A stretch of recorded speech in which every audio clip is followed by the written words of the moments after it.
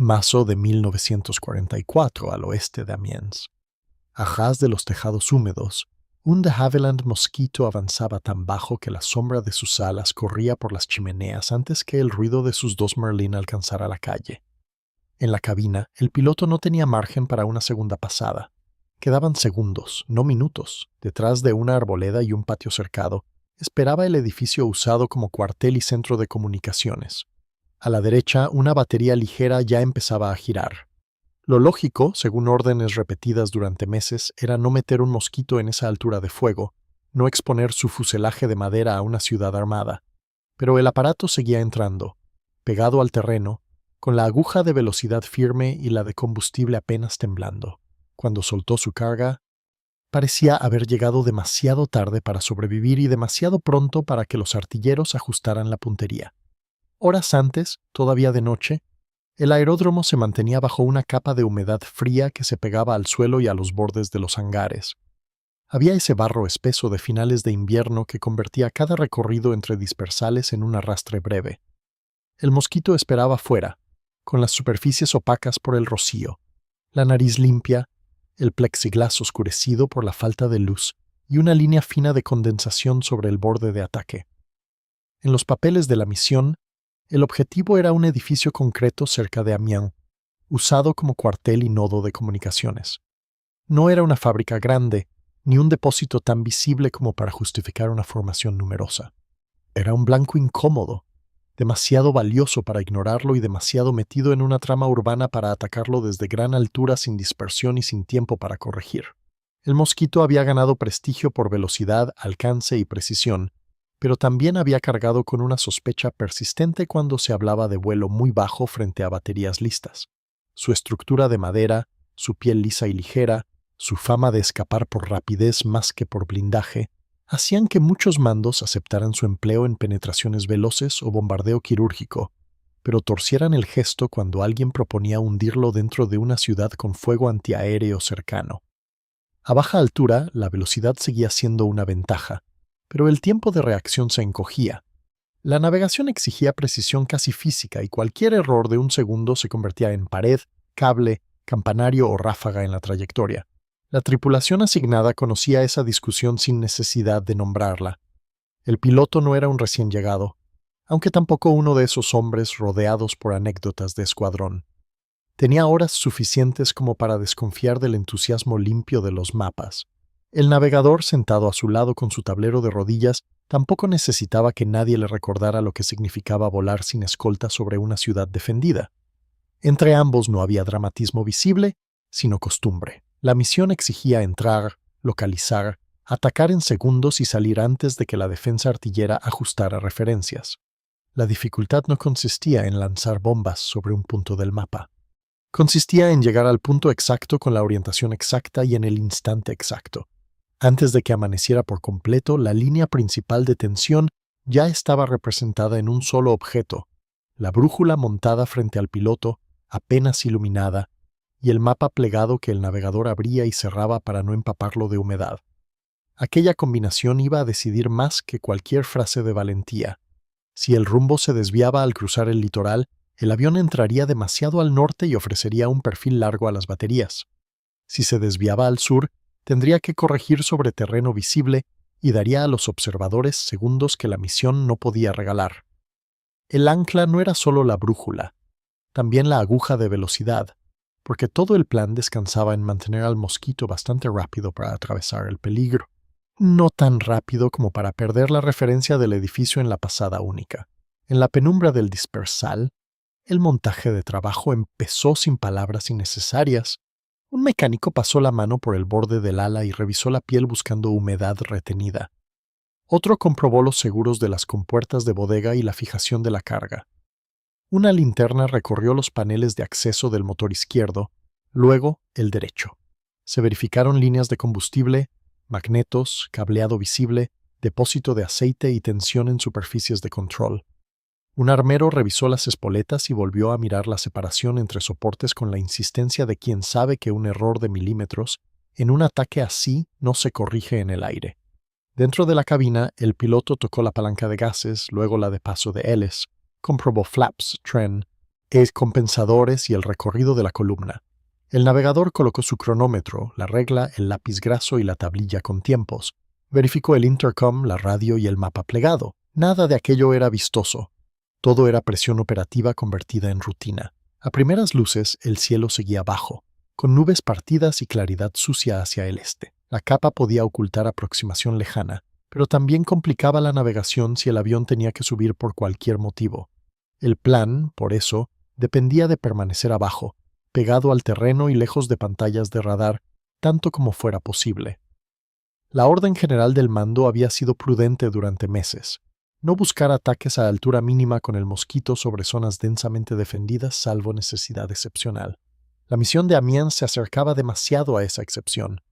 El edificio objetivo debía ser golpeado con precisión suficiente para inutilizar oficinas, sala de transmisiones y centro de coordinación sin dilapidar la ventaja del avión en una corrida larga. Desde altura media, las probabilidades de dispersión crecían. Desde altura baja, las probabilidades de recibir fuego también. La misión nacía de esa contradicción. Poco después de despegar, con el campo quedando atrás entre charcos pálidos y hangares reducidos a formas planas, la primera marca de tiempo real se fijó casi sin ceremonia. Después de medianoche, había quedado atrás.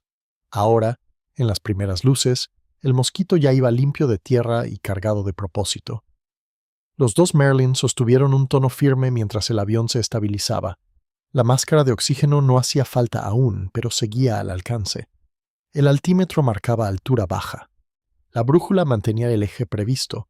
El manómetro, el indicador de temperatura y la presión de aceite exigían miradas rápidas y repetidas. La misión no permitía que un solo instrumento se convirtiera en decoración. El cruce de la costa llegó con una luz todavía indecisa. Abajo, el agua parecía plomo arrugado. La ciudad objetivo quedaba tierra adentro, protegida no solo por sus baterías, sino por el simple hecho de estar donde un avión no podía atacar con libertad geométrica. El navegador marcó el primer conteo útil. Quedaban varios minutos hasta el punto de viraje. Luego serían menos de 3 hasta la línea de entrada. Después, segundos. Esa reducción de escala era el corazón del plan. El espacio grande de los mapas tenía que colapsar hasta caber en una calle, una hilera de tejados y un edificio concreto. La capa humana aportaba su propio límite. El piloto había dormido poco. No lo suficiente para cometer errores burdos, sí lo bastante para sentir la tensión como una carga física en las muñecas. El navegador venía de semanas de misiones donde la precisión del cronómetro había importado más que la visibilidad directa del blanco.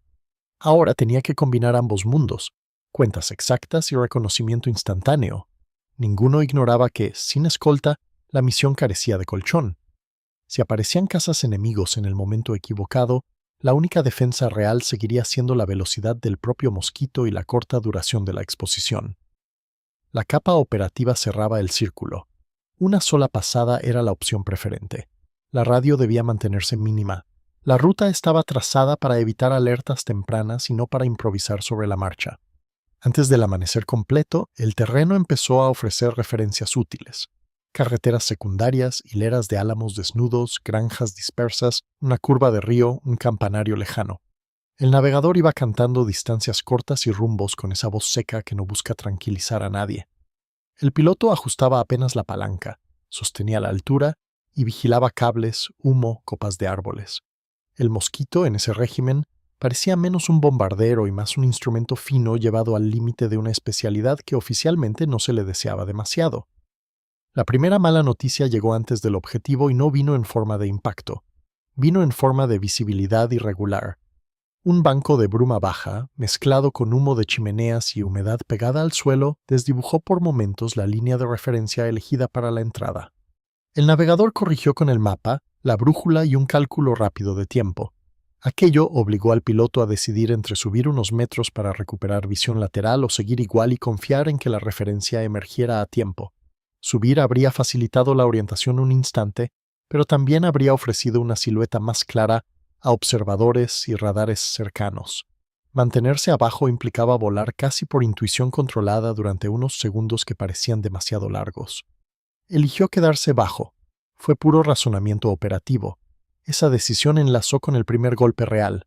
Al salir del velo de bruma, Una ráfaga de fuego ligero cruzó por delante y abajo, lejos aún, pero ya en la ruta. No había destruido nada ni tocado al avión, pero avisaba que la defensa había despertado en sectores cercanos y que la aproximación silenciosa se estaba estrechando. Si una pieza ligera había abierto fuego por sospecha o avistamiento parcial, las siguientes podían estar esperando un perfil más definido. Quedaban minutos contados, uno para el próximo punto de referencia, luego menos. El punto de decisión apareció entonces con claridad brutal. La tripulación tenía 3 opciones. La primera, abortar antes de entrar a la ciudad y regresar con la carga, conservando avión y hombres pero dejando intacto el cuartel. La segunda, subir a una altura media corta, reordenar navegación y atacar desde una posición más limpia, con más tiempo visual sobre el objetivo pero con una exposición mucho mayor a baterías ya alertadas. La tercera, continuar a muy baja altura. Aceptar que el margen de identificación sería mínimo y confiar en que la velocidad del mosquito convirtiera a la ciudad en una sucesión tan breve de referencias que la artillería no alcanzara a cerrar la trampa. La tercera era la más arriesgada y también la única que preservaba la ventaja natural del avión. Eligieron la tercera porque la misión no necesitaba una demostración de coraje. Necesitaba un blanco destruido antes de que la defensa pudiera trabajar con calma. Desde ese momento, la cadena de escalada dejó de dar respiro. El navegador inició una cuenta comprimida. 2 minutos hasta la línea del río. 1 hasta el barrio exterior. Menos de 40 segundos hasta la arboleda previa. El piloto bajó un poco más, sintiendo cómo los tejados empezaban a pasar con una velocidad que anulaba cualquier sensación de maniobra elegante. El mosquito era en ese instante un proyectil tripulado que debía seguir siendo obediente para colocar sus bombas en el lugar debido. El panel de instrumentos dejó de ser un conjunto y pasó a ser una secuencia. Altímetro, velocidad, presión de aceite, temperatura, brújula, vuelta al frente, otra vez, otra vez. Las baterías antiaéreas de la zona no funcionaban como un muro uniforme, sino como varias manos intentando cerrar un puño. Algunas piezas pesadas necesitaban tiempo, ángulo y cálculo. Las ligeras reaccionaban antes, pero dependían de ver, seguir y anticipar. Eso era lo que el vuelo rasante buscaba romper. Abajo, entre calles, jardines y patios, el mosquito podía desaparecer y aparecer en segundos, obligando a corregir puntería en un entorno saturado de obstáculos. El precio era obvio. Cualquier error de altura o de referencia no perdonaba. A esa altura no había espacio para recuperar una mala línea con maniobras amplias. Solo existían correcciones pequeñas y exactas. La ciudad surgió primero como periferia dispersa y luego como masa compacta. Primeras casas, tapias, un cruce de calles, una hilera de álamos. El navegador marcó otra vez. 30 segundos, 20, 10 hasta la referencia del patio largo. La identificación del objetivo no descansaba en una torre singular ni en una cúpula visible. Descansaba en la relación entre varias formas. Un edificio rectangular más grande que los anexos, un patio cercado, una vía lateral, un grupo de árboles oscuros y la posición relativa de una manzana próxima. Tenía que reconocer mientras seguía volando en una línea suficientemente estable para el lanzamiento. Entonces llegó la segunda mala noticia, esta vez material.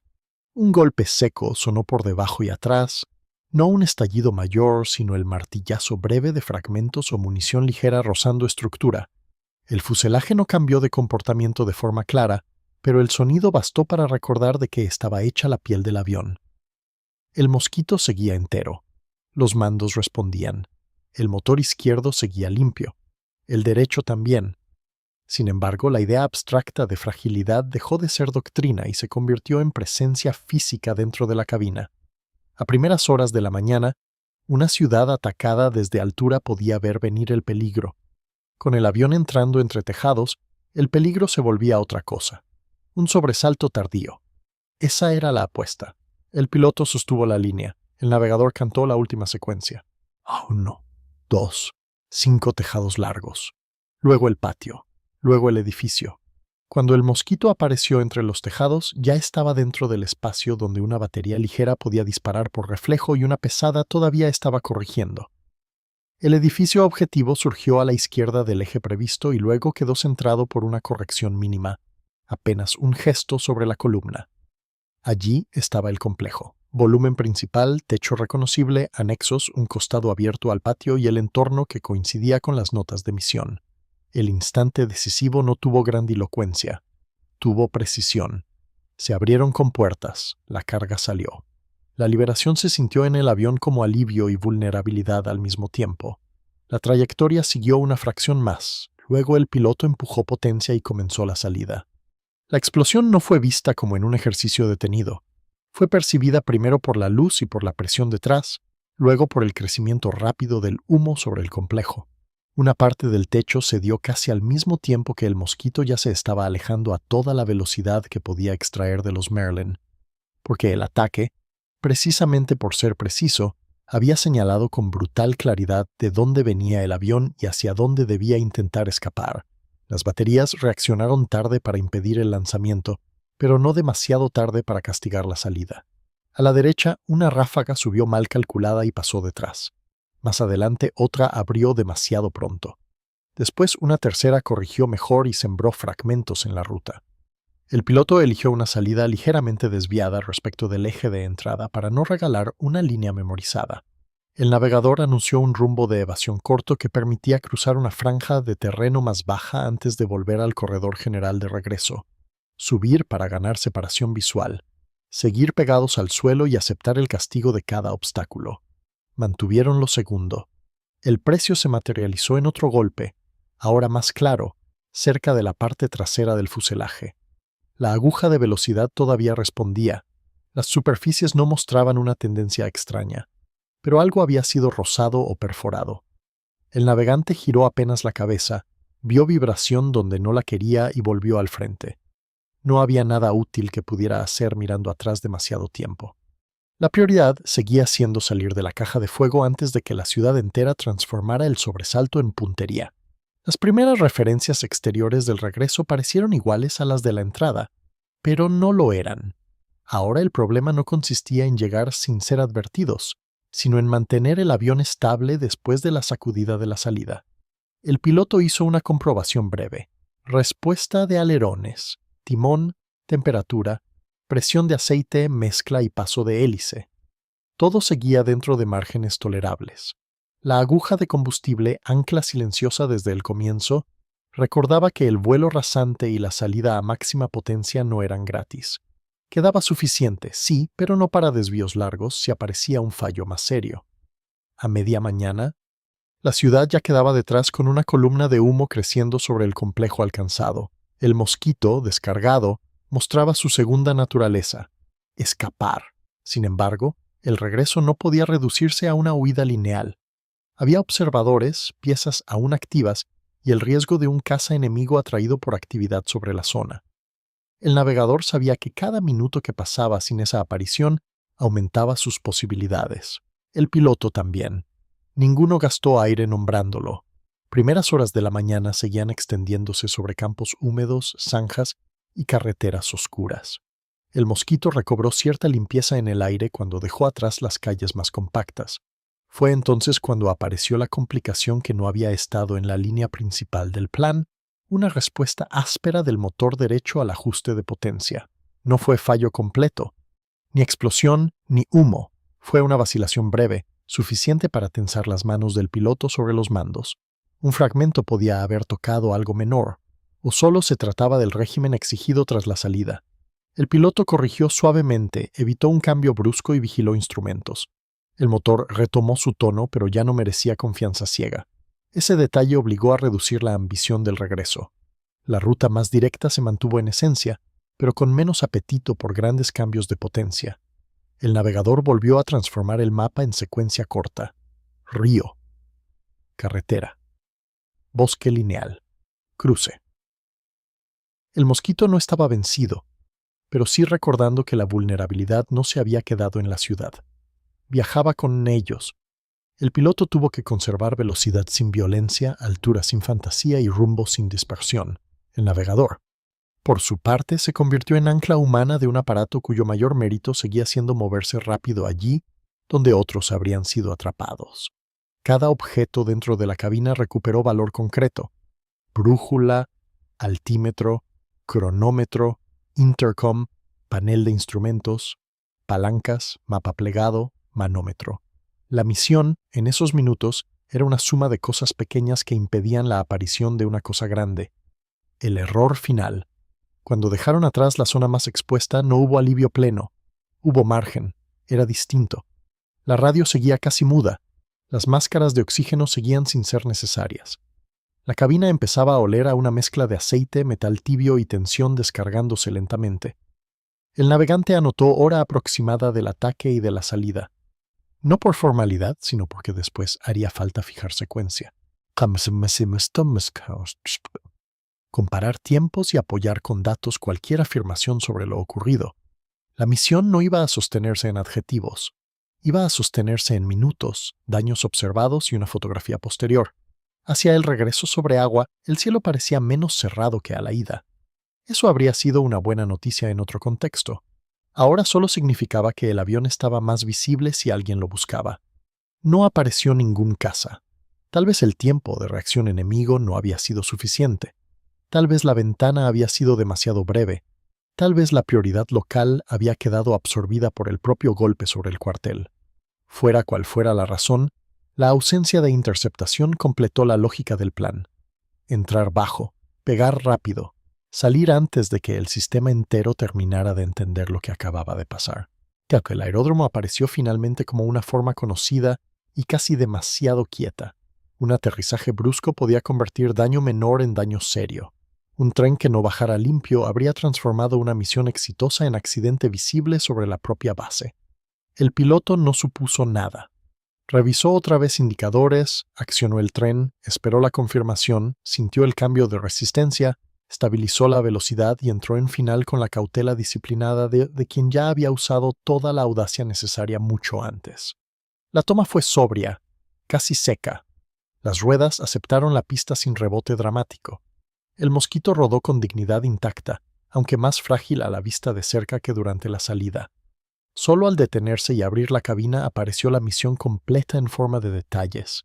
Pequeñas perforaciones, marcas de fragmentos, astillas mínimas en zonas de estructura, olor a motor trabajado fuerte y barro esperando bajo el tren. Los mecánicos se acercaron primero al fuselaje trasero y luego al costado derecho. Nadie necesitó grandes palabras para entender dos cosas a la vez. El avión había recibido menos de lo que la ciudad había intentado darle, y había recibido lo bastante como para confirmar que la prohibición sobre esos ataques no era una superstición. El resultado físico de la misión empezó a fijarse antes incluso de que llegaran informes completos del objetivo. La bodega vacía, el avión de vuelta, las marcas de metralla, el tiempo de salida y retorno, y la conducta general de los motores ofrecían la primera mitad del cierre. La segunda llegó después. Cuando la observación posterior y la fotografía aérea hicieron visible lo que desde la cabina solo se había entrevisto durante la salida, el edificio objetivo aparecía destruido, con el volumen principal abierto y humo elevándose desde el complejo. La imagen mostraba el blanco golpeado con claridad suficiente para vincular la precisión del ataque con el daño conseguido. En los informes internos bastaban la hora aproximada de entrada, la trayectoria elegida, los impactos menores sufridos a la salida, el aterrizaje sin pérdida de tripulación y la fotografía posterior. El impacto operativo podía formularse sin grandilocuencia. El cuartel y centro de comunicaciones quedó inutilizado, la coordinación local sufrió una interrupción visible y la misión se realizó sin escolta y sin pérdida del aparato. Pero impedía que aquel nodo siguiera trabajando con normalidad cuando otros movimientos dependían de restar claridad, velocidad y mando a la red enemiga. La tripulación regresó viva. El cansancio posterior no tenía forma de épica, tenía forma de manos que por fin soltaban tensión, de un navegador repasando su cronómetro y sus notas, de un piloto observando en silencio las marcas del fuselaje con una mezcla de alivio y respeto renovado por la delgada frontera que los había sostenido. El mosquito seguía siendo el protagonista central de la historia, pero precisamente porque había obligado a quienes lo volaron a pensar como extensión de sus cualidades y sus límites. El legado de esa misión quedó en un lugar intermedio, que suele ser el más real. No abolió de un golpe la cautela del mando respecto del vuelo rasante en ciudades protegidas. Tampoco confirmó del todo los temores previos. Hizo algo más útil, afinó el juicio. Mostró que el problema no era solo si el mosquito podía o no podía. El problema era bajo qué condiciones exactas convenía pedirle lo que mejor sabía hacer y cuánto costaba el margen de error cuando se lo llevaba a esa frontera. Más tarde, cuando el humo del objetivo ya solo vivía en papel fotográfico y en notas de inteligencia, el edificio destruido cerca de Amiens pasó a ser una prueba sobria de un método ejecutado al límite. En la imagen posterior se veían los daños en el complejo y la columna oscura saliendo del lugar donde debía estar el centro de comunicaciones. En la pista de regreso, el Mosquito mostraba heridas menores en el fuselaje, ninguna suficiente para negarle el aterrizaje que ya había realizado. Entre esas dos imágenes, el objetivo roto y el avión de vuelta, quedaba resumida la lógica completa de la misión. Desde dentro había sido una suma severa de instrumentos, cuentas, piezas, tiempo, ruta, motor, disciplina y una decisión tomada en contra de la opción más cómoda. El mando había prohibido ese empleo del Mosquito como norma prudente. Y, sin embargo, cuando apareció una misión que exigía exactamente la mezcla de velocidad, sorpresa y precisión que el avión podía ofrecer, la prohibición cedió ante la necesidad concreta. Quien valore estas historias sobrias de vuelo, riesgo y decisión puede seguir el canal para escuchar la siguiente.